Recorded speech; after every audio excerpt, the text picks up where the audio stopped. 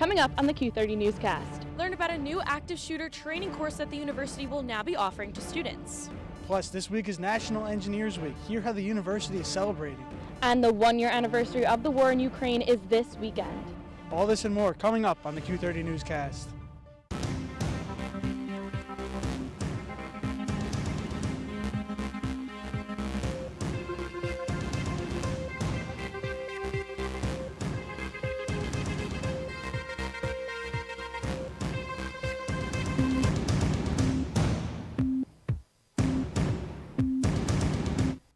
It's officially 9:30 on Wednesday night. Welcome to this week's Q30 Newscast. I'm James Bueno. And I'm Vanessa Blasi. We have an exciting week of news to cover tonight. Everything from new inclusivity efforts on campus to a special new feature at the end of our show. Be sure to stay tuned. But first, starting off this week, Quinnipiac will now be offering an online active shooter training course for students.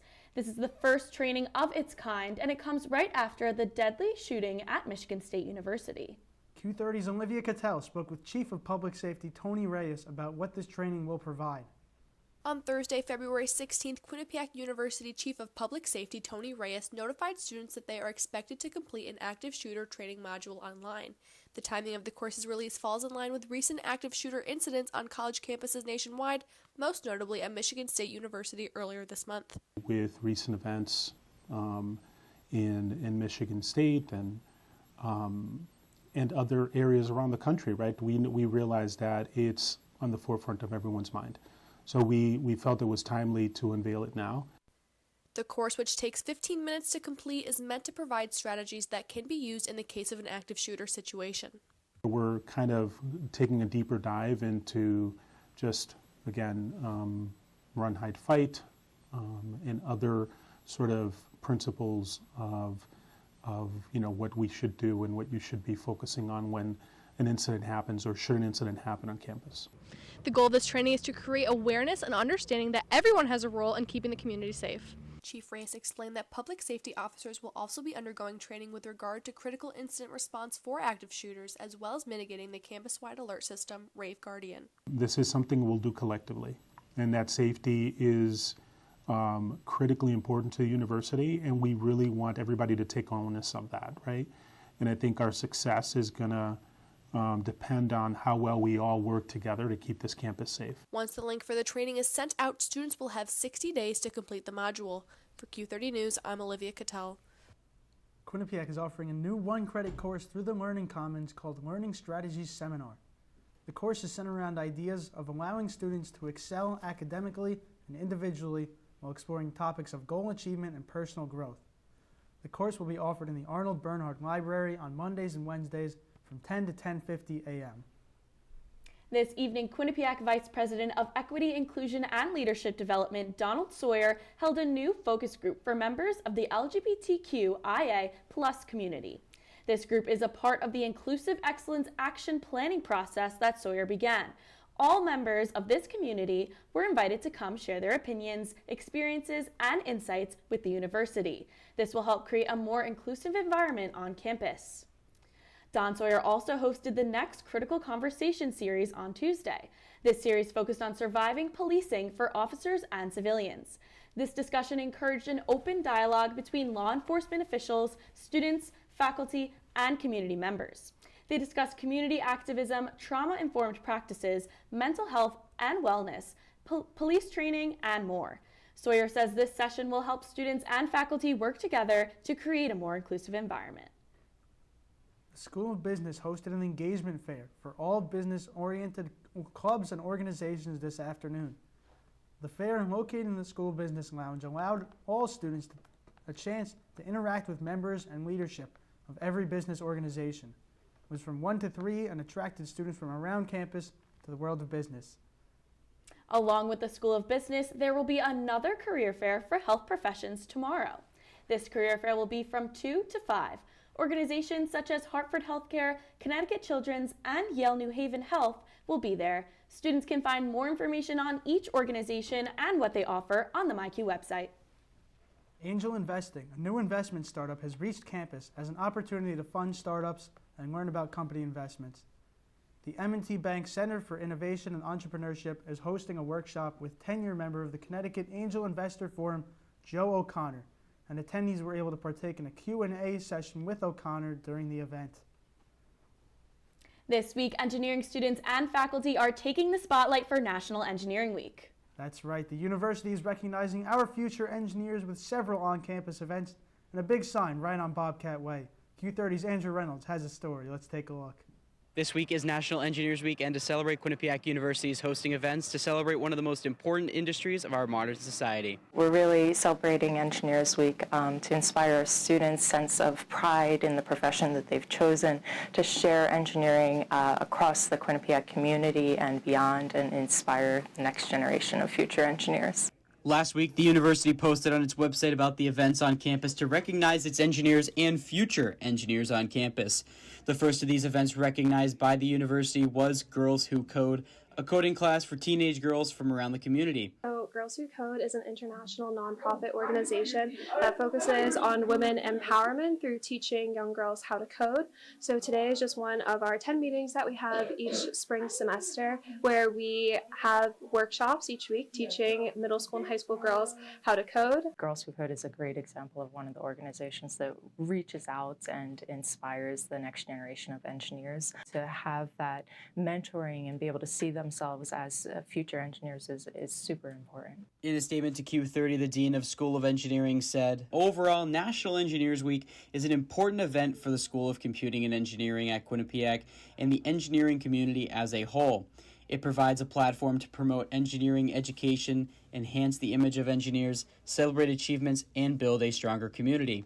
There are still 2 more on-campus events happening at Quinnipiac. Tomorrow there is an Engineering LLC celebration in the Commons Lounge, and to cap off the celebration week on Friday, there is a hard hat ceremony in the Mount Carmel Auditorium. For Q30 News, I'm Andrew Reynolds. Exciting news for Quinnipiac Legends a cappella group this past weekend. The group has won 3rd place in the ICCA quarterfinal competition. The Legends face 9 other top music schools, including Boston University and Berklee School of Music. Last year, the group reached the semifinals, but President Nina Pizzello says the competition this year was much more cutthroat. Pizzello told Q30 just how important this a cappella group is to her. This a cappella group is like our escape from everything else happening in our lives. And so just being there and being chosen to compete in the ICCAs, because that's a whole other process to even get there, is insane to us, because we are just a very small a cappella group from Hamden, Connecticut. Tomorrow night, the Quinnipiac Theater Program, in collaboration with the History and Political Science Departments and the Albert Schweitzer Institute, will present a panel discussion. This discussion will be on the role of art in creating political change. Students can come to Eklund 101 to talk about the rise of fascism, surveillance, censorship, and more. The College Tour, following filming in the fall, has published their Quinnipiac-themed episode of the series just this past week. The College Tour, a YouTube show built by experienced TV producers designed around telling the story of colleges and universities nationwide, has published their video giving prospective students everything they need to know about Quinnipiac. Plus, tomorrow the university will be having a launch party for this special series from 6 to 7 p.m. York Hills On the Rocks Pub and Grill will host students to watch the premiere of the College Tour. And the first 100 students will be rewarded with a free appetizer and pint glass. Commencement is coming up quickly, and the university has been sure to let students know. Cap and gown order emails have been sent out to all graduating students this past Monday and are due Saturday, March 4th for all members of the class of 2023. More information has been linked in the email sent out by Quinnipiac Commencement, and orders will be free of charge outside shipping fees. And speaking of things coming up quickly, Ash Wednesday is already here. Today, the university offered free ashes to any students who were interested. Ash Wednesday represents the first day of Lent in the Christian religion and 40 days until Easter. The Center for Religion was open all day to give ashes from 7 a.m. to 7 p.m. You know, Vanessa, with Ash Wednesday being today, that means springtime's almost here. I know, but James, I have to say, these weather patterns are really not helping. I heard that it snowed earlier today. Luckily, we have Q30's own Santino Maioni outside the Q30 studio to tell us what we can expect. So before we take our first break of the night, Tino, what do you have for us? Thanks, James and Vanessa. I am currently standing outside of Studio 125. We're here on the quad at Quinnipiac University. It's snowing and raining on me right now. It's pretty cold out in the mid to low 30s. I'm going to have the 7-day forecast as well as temperatures from around the state when we come back. I don't think that many kids in my son's school even do it.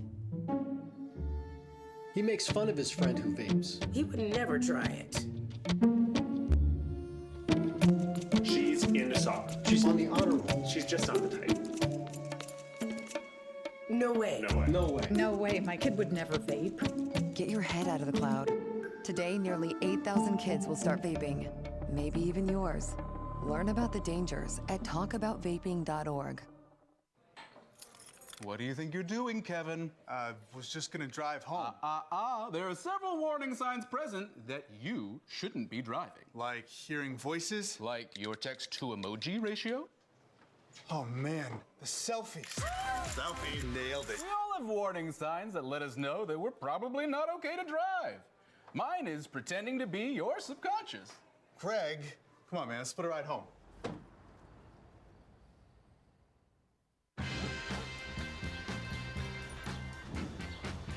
When we adopt a shelter pet, we discover they're a unique mix of all kinds of things. Come on, Drew, spotlight on this last one.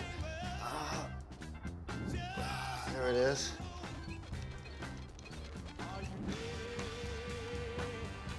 Keep going with it. Leo. They're a little bit of a lot of things, but they're all pure love. Welcome back. The one-year anniversary of Russia's invasion of Ukraine is coming up this weekend. It's an anniversary that has had a worldwide effect on the economy. Q30's Katie Cohen takes a look at what this anniversary means. Yeah, Vanessa, on Monday, President Biden went on an unannounced visit to Ukraine, where he met with Ukrainian President Zelensky and vowed continuous American support in their war against Russia. This comes almost 1 year to the day of the initial invasion. It has been a year of heartbreak, with thousands dead and millions forced to leave their homes. Cities have been reduced to nothing, but since the beginning, the U.S. has backed Ukraine. Billions of dollars have been sent, in addition to troops and military supplies. Here at Quinnipiac, the university has said many times they stand with Ukraine in their fight against Russia. Now they are taking an extra step to spread awareness. To honor this one-year mark, a conference is being held right here to discuss how the Ukrainian crisis is shaping European and American governments. This conference, being hosted by the Quinnipiac Central European Institute, will feature over 10 panelists from across the world. It'll be taking place right here in CCE on Saturday from 1 to 5, and a full schedule of events can be found on the university's website. Reporting in CCE for Q30 News, I'm Katie Cohen. Thank you, Katie. Bringing you back to the States, Congress elections in Virginia made history on Tuesday. Plus, an update from the January 6th riots of 2021. Let's see what Q30's Ben Kane has for us. Thanks, James and Vanessa. We start tonight's political update off with some history. Jennifer McClellan has become the first black woman elected to Congress in Virginia. The Democratic state senator won the special election on Tuesday in the 4th District of Virginia. McClellan will fill the seat of Donald McEachin, who died of cancer shortly after winning re-election in November. Here's what McClellan had to say post-election. This city helped send the second, Bobby Scott, and then we sent Donald McEachin. That is quite a legacy, and I look forward to building on that legacy. I look forward to taking my 18 years of servant leadership. McClellan will now join the 29 other black women in the House, and they will become the only black woman in the Senate after serving the state Senate since 2017. Moving to the smallest state now in the U.S., where Congressman David Cicilline will be leaving the House after almost a decade. Cicilline was the first elected to the House in 2010 and is stepping down to become the president and CEO of the Rhode Island Foundation. The Providence native will remain in his position until June 1st, with his staff in charge of the district until a special election is held. During his time as a politician in Rhode Island, Cicilline has shifted from General Assembly to becoming Providence's first openly gay mayor, to then representing the 1st District in the House for 12 years. Cicilline's exit also means that Rhode Island will be represented by 2 of the most junior members of the House. Finally, CNN are reporting that House Speaker Kevin McCarthy has given Fox News host Tucker Carlson access to all security footage from just the January 6th, riots. All the notion is very strange. McCarthy vowed during his bid for the speakership to hold hearings about the security failures that caused the Capitol to get overrun. McCarthy asked the selection committee to preserve all of the records that could potentially be reviewed by a new majority GOP. Carlson has been a huge proponent of the conspiracy theories surrounding the riots by filling lots of his airtime with discussions on the false claims surrounding the riots. When Capitol Police were contacted about the police deal, they responded to CNN saying they cannot comment further because they have to, quote, stay out of the politics, unquote. That's all I have for political news this week. Back to you guys at the desk. Thank you, Ben. We're going to take another commercial break, but after the break, we'll bring you to a story about a fan favorite social media app that may be coming off the market in some states. Plus, more national news and a full weather forecast. Right after this, be back in a flash.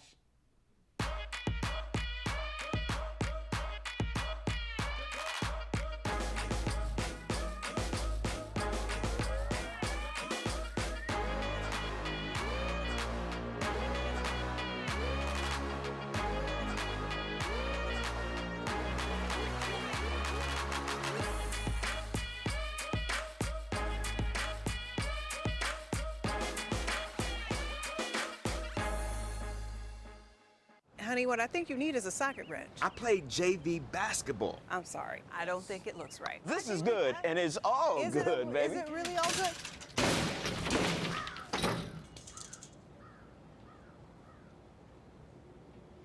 If you love me enough to routinely test your handyman skills, not to mention the strength of your marriage, then of course you'll visit nhtsa.gov/therightseat to make sure I'm in the right car seat.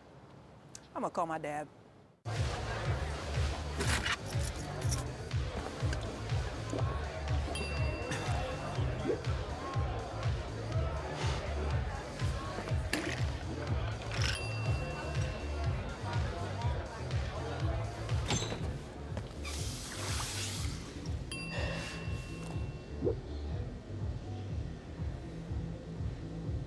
If you need to do something to feel okay to drive, you're not okay to drive. Don't drive buzzed. Welcome back, and thanks for sticking with us. With spring break coming in just 2.5 weeks, I'm really hoping to see some warmer weather. How about you, Vanessa? Me too, James. Oh, yes, definitely. Luckily, I'll be taking a trip somewhere warm, but I need that warm weather right now. Q30 Santino Mayoni is back to hopefully give us some good news. Santino?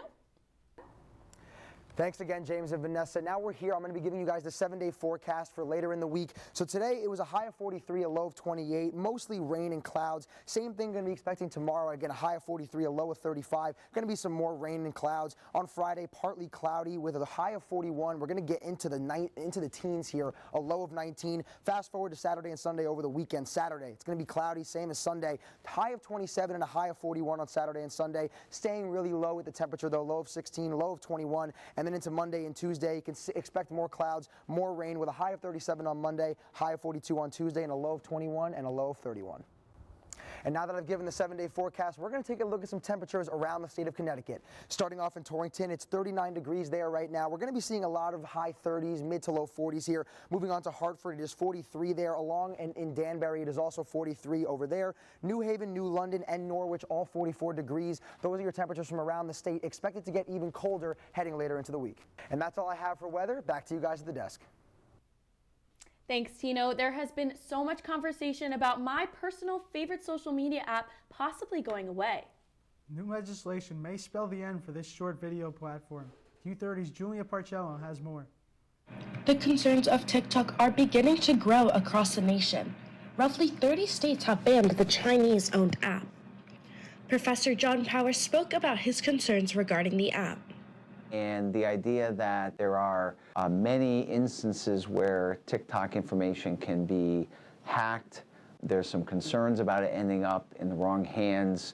The United States is trying to find a balance with the banning of TikTok and Americans' freedom of speech. That has great concerns about TikTok, but understands that a banning of TikTok in any form raises a lot of red flags in our free society. Professor Powers does not believe the ban will come to Connecticut. And so this is where a complete ban seems very challenging, and I don't see that happening.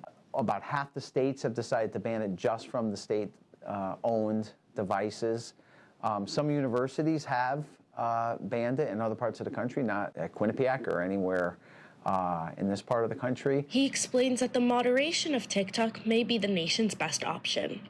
Maybe the speed of how TikTok is delivered to people's phones or devices could help at least slow down the 9 hours a day that some could spend on TikTok or more. And for Q30 News, I'm Julia Barcello. That's a crazy story. Hot take. I have to say I personally don't like using TikTok. Do you? Wow. James, I think you're the only person to think that. I am totally addicted. And now in more national news, we have Q30's Keenan Mills to give us the latest. Thank you, guys. It has been a busy start of the year for the country, and this week was no different. Let's hop right into some of the things that have happened in the national news. Former President Jimmy Carter went into hospice care over the weekend. The 39th president has had several short hospital visits recently and is deciding to get care in his home. Carter lives with his family in their house in Plains, Georgia. Carter, at 98, is the oldest president in America's history. The Carter family did not elaborate on the specifics of the former president's conditions, but expressed great appreciation of the support they have received. The trial on Alex Murdaugh continues this week. Murdaugh allegedly murdered his wife and son back in the June of 2021. The only remaining son in the family, Richard, aka Buster, testified on Tuesday. He described how torn up his father was the night of the murders in an outstanding boating under the influence charge against Paul Murdaugh, which led to the death of a 19-year-old woman. I don't know that pressure's the right word. I mean, it's definitely an uneasy feeling. You know, your brother is criminally charged, and then you, myself, and my father have civil charges. I mean, definitely unsettling. Prosecutors are attempting to prove their case despite no eyewitnesses or direct evidence linking Alex to the killings. On Tuesday, 1 killed and 4 were injured in a shooting before the annual Mardi Gras festival, including a 4-year-old girl. 1 suspect was arrested on Monday, according to New Orleans police. They are calling this an isolated incident. Police were nearby and heard the bullets and rushed over to see the victims. They were quickly transported to a nearby hospital. The victim, who has passed, is said to be from the ages of 15 to 18. All other injured victims were under the age of 25. They have since been released from the hospital despite the shootings. The parade still went on. The New Orleans Police Department hoped to see a great Mardi Gras in light of the tragedy. And that's all I have today for National News. I will send it back to you guys on the desk. Thanks, Keenan. Now we're going to take our final break of the night, but don't go anywhere. When we come back, we spotlight a Quinnipiac student that's taking advantage of the new rec center. We'll be right back. I know what you're thinking. I need a job. I need a new career. Well, I've been there. I've been there. I've been there. I wasn't happy with what I was doing. After high school, I didn't have a plan. I just wanted to start working. I got laid off twice, but you gotta keep going. You just need the right skills. Find an apprenticeship. I found a 2-year IT program. I found a medical course online. I'm now a consultant in the tech space. You have more options than you think. You can do this. You will find something. You will find something new.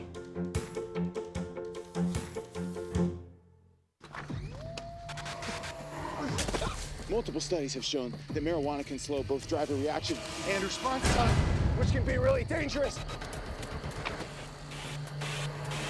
It's here. It's here. Wait. What? I can't drive. Why? My. Oh.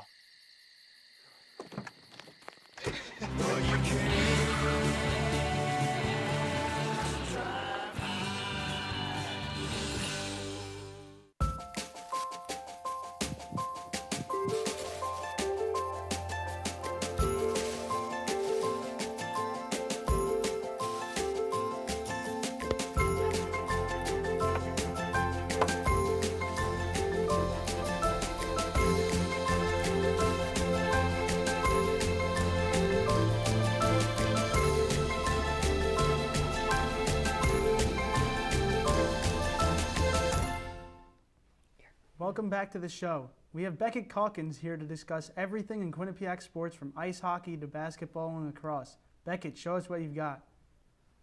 Thanks, guys. It's been a huge week of Quinnipiac sports. We'll start on the ice with the men's ice hockey team. The Bobcats took on the Yale Bulldogs in the Battle of Whitney Avenue at a beyond sold-out M&T Bank Arena. The Bobcats started slow, finding themselves down 1-0, but that didn't keep the Bobcats down. They scored 5 unanswered goals to retain the Heroes' hat and defeat the Bulldogs 5-1. With the win, and Cornell's loss to Clarkson on Friday, the Bobcats clinched the regular season title for the 3rd straight season. They travel to New York this weekend to take on RPI and Union for their final 2 games in the regular season. Transitioning to the court, the men's basketball team hosted Ryder in a huge MAC conference matchup on Sunday. The Bronx and Bobcats were in a back-and-forth game, and it was a 2-point difference going into the half. But the Bronx pulled away early in the second to lead the Bobcats by 16 near the halfway mark in the second. But don't count out the Bobcats. They fought back, taking this one to not one, but 2 overtimes. The Bobcats completed the comeback, went on to win 90-88 as Desi Jones produced a career-high 28 points in the win. The Bobcats look forward as they take on the Manhattan Jaspers on Sunday afternoon at M&T Bank Arena at 2 o'clock. Now, jumping into the spring season and on the turf, the men's lacrosse team has had an amazing start to their year as they upset number 19 Brown on Saturday. Leading the way for the Bobcats was Dylan Donnery with 3 goals, with Jake Tellers adding 2 of his own. Goalkeeper Nick DiMuccio had 21 saves in the game. Quinnipiac won by a final score of 11-10 and have now started the season 2-0. They will take on Bryant at home on Saturday at 1 o'clock, looking to stay undefeated. That's all for sports this week. Back to you guys on the desk. Thanks, Beckett. How exciting that the Yale vs. Quinnipiac hockey game was just last week. And in more exciting news, we're bringing back an old Q30 news segment called Quinnipeople, where we spotlight different members of the Quinnipiac community. This week, Q30's Samantha Pirelli has our first story. To some people, Zumba could just be a form of cardio, but to fourth-year Alyssa Carroll, it means much more. This workout has a variety of different repetitive dance steps depending on the songs that are playing. Carroll is a Zumba instructor at Quinnipiac and says Zumba is for anyone who is willing to try it out. I guess it's one of those things where you can come from any background. I don't have any history of taking dance or anything. I just solely started one day because it looked interesting. And it's just one of those things where you don't have to take it too seriously. You can have a lot of fun. Fourth-year Melanie Quint says Carol's passion in every class is what makes her want to come back to the sessions. Alyssa's a really good instructor because she really loves Zumba, and you can tell. So she's like very excited and like passionate about it. And you can tell she's definitely like happy to be here, and so it makes like the whole class so much more fun. Third-year Abby Alpert says Zumba is a great way to release stress, and she feels comfortable to dance because Carol makes the classes a safe space. I just like the energy in the room. Alyssa's just very good with just teaching, and I mean, I am not good at Zumba at all, but I just have this energy, and I just think it's just a great way to blow off some steam. Carol says her inspiration to host Zumba classes was because of her previous instructor at Quinnipiac.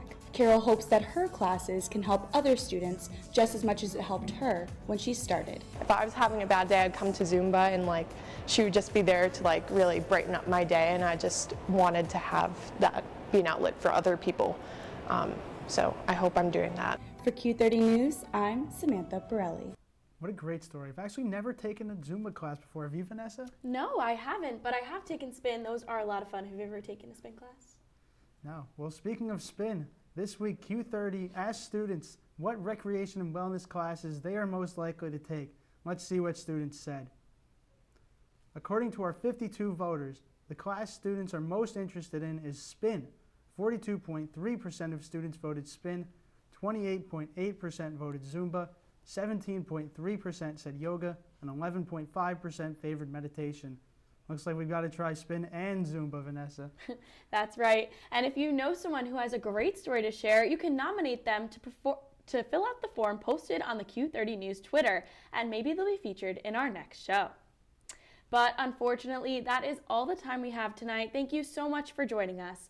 Please visit our website at q30tv.com and follow our Twitter at Q30News to stay up to date on all things Hamden, New Haven, and Quinnipiac. A massive thank you to everyone working behind the scenes and all of the amazing producers for their work.